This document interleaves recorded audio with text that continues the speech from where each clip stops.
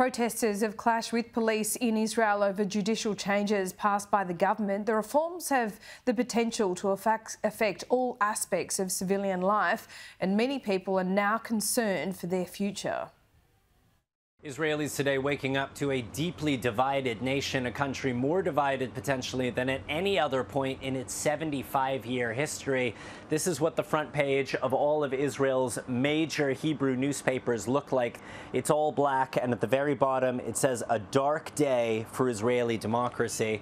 And that is how many of the protesters are feeling. We spoke with a woman who was demonstrating outside of Israel's parliament. She had tears in her eyes and said she does not know what she is going to tell her children about their country's future. A lot of concern about what the future holds for Palestinians living in the occupied West Bank, for the rights of minorities and the LGBTQ community, for women, and also for secular Israel. To give you a sense of what they're concerned about, one of Netanyahu's religious allies has introduced a bill that would treat religious studying of the Torah, on par with national military service. Now, it's not clear if that bill is actually going to go anywhere, but it gives you a sense of the kind of future that some of Netanyahu's allies want to create and what so many Israelis are afraid of. There is, of course, another side to this.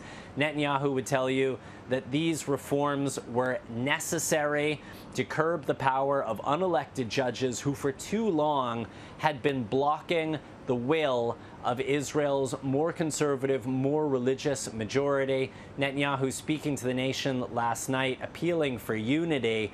But the protests continue. We saw very large demonstrations overnight, protesters blocking major highways, police using water cannon to try to dislodge them. The doctors are on strike. It is basically impossible to get anything other than emergency medical treatment from doctors in Israel. And this morning, the Bar Association has petitioned the Supreme Court to strike down this bill, which would weaken the Supreme Court. Now, if the judges decide to do that, we are in uncharted constitutional waters. Nobody from Netanyahu to constitutional scholars to the protesters on the street can tell you what happens next.